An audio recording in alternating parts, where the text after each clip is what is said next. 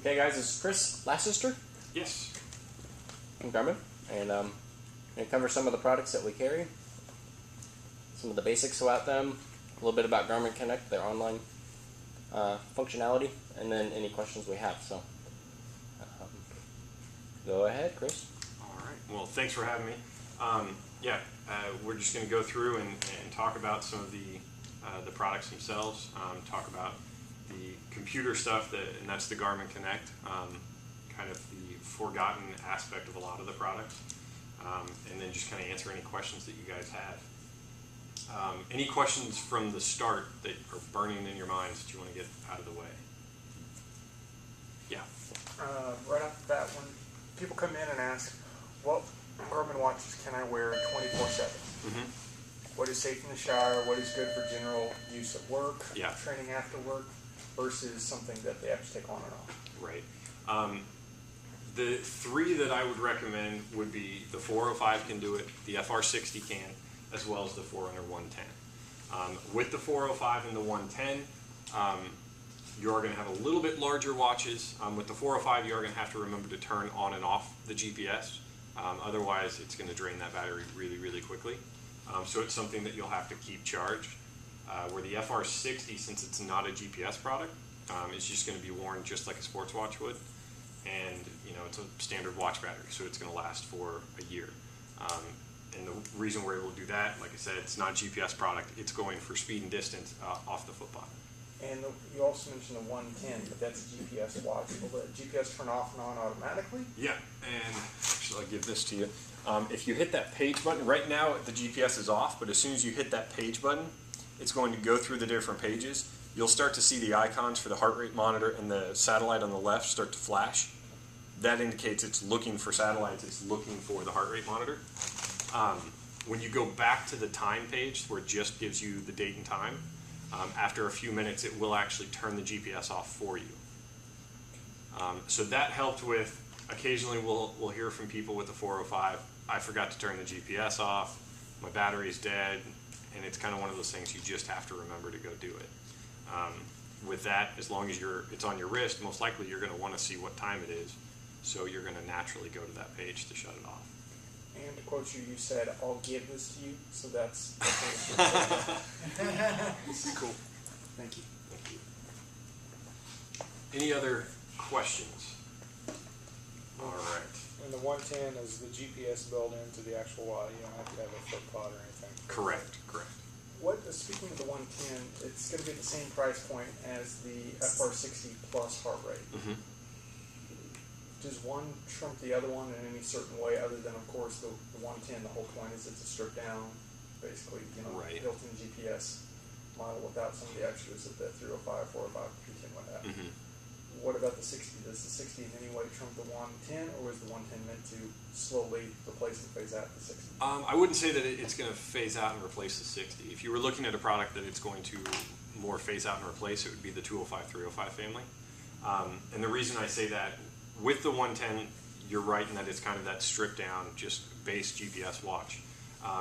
This does have compatibility with the heart rate monitor. It does not have compatibility with third-party fitness equipment or the foot pod or a cadence sensor. So for anybody who is maybe looking to use it on a bike with a cadence sensor or use a foot pod for run cadence, this isn't going to be the watch that they're going to want to look at.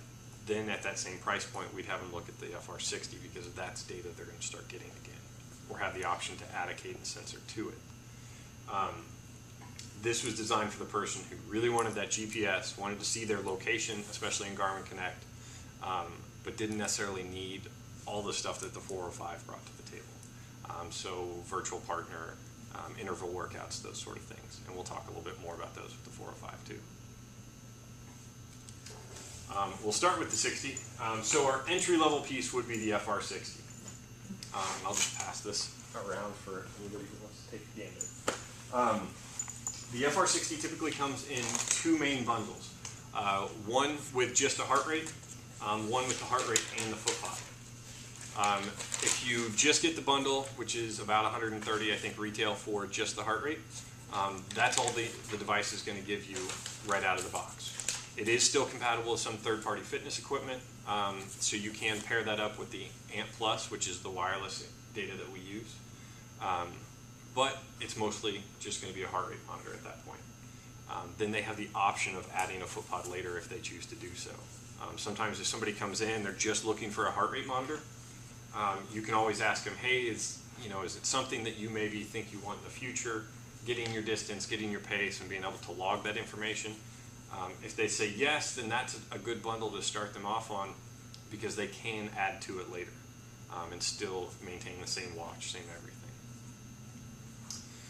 Once you add the foot pod, then obviously you're going to start getting distance, you're going to get pace information, which just kind of broadens the data that you're pulling. Yeah. And that uses an accelerometer in the shoe pod? Correct, Okay. correct. And how do we explain it to a customer in easy terms? Is the easiest way is to tell them it measures each individual step. Our foot pod out of the box is 95% accurate, and you can hand it from one person to the next, and it maintains that 95% accuracy from one person to the next, because it doesn't just count strikes, it actually will measure the distance. And if anyone's talked about foot pods with customers before, you may have seen the recoil reaction that a lot of them will give you. Usually at that point I say it's not like every other foot pod you've used. For those that don't know, the way most foot pods work, when you go to calibrate them, you go run a mile or whatever distance you want to set, and when you finish, you hit, okay, I'm done. That whole time it was counting the strikes every time your foot hits the ground. And it just assumes, okay, you ran a mile, you took this many steps, divided, and that's your stride length. Well, as you become fatigued, your stride length changes. As you run uphill, downhill, your stride length is going to change. If you want to increase or back off your pace, your stride's going to most likely change for most people. So your accuracy gets blown away once you kind of get out of that very easy comfort level for most people. We're here because we're able to measure each individual stride. The accuracy is much higher. And actually, it will start to conform if you're the only one that wears it. Over time, using the device, it actually will reach about 98% accurate. But it starts off 95 right out of the box. So it has the option, I saw in the instructions, that you can go to track and calibrate it. Mm-hmm. Is that one way of accelerating, getting it to the 98%? Yeah, yeah. Most people I talk to, though, don't even bother with the calibration. It's just one of those things. When they go, a lot of people will go on a treadmill and try it out, and then they realize, oh, this is fine. I'm perfectly okay with this, and then they just kind of take it out from there. And so if they never calibrate it, it will over time get to that point where pretty much equal to what it would be. Right. You're going to hover in between that 95 to 98, kind of depending on use. Cool. So that's a huge change. Plus the size of it, it's the smallest pod out on the market. It will fit into a dugout shoe. It's a little tight to get it in there, but it will go. Or you can wear it with the clip on the laces. I'm sure, do you guys have the pouches for them as well? We got shoe pockets. Yeah, you can put it in a shoe pocket. Whatever the person wants to do, that's fine. It just needs to be on a foot. When you say dugout pocket, you mean the Nike Plus insert holes? Yeah. Our Adidas, I think the Sequence has a hole in it too in the bottom under the insole. Yeah. Also with the FR60, it's going to be wirelessly transferred to the computer. So you're going to have... if you get the one with the USB, right? Because right. You can get it by itself without. You can. The easiest way to tell what's in the box on any of our products is look over on the side. You'll see pictures. You'll see a picture of the Ant stick. You'll see a picture of a heart rate monitor. You'll see a picture of a foot pod. That tells you what is in that box. The Ant stick, it basically looks like a flash drive.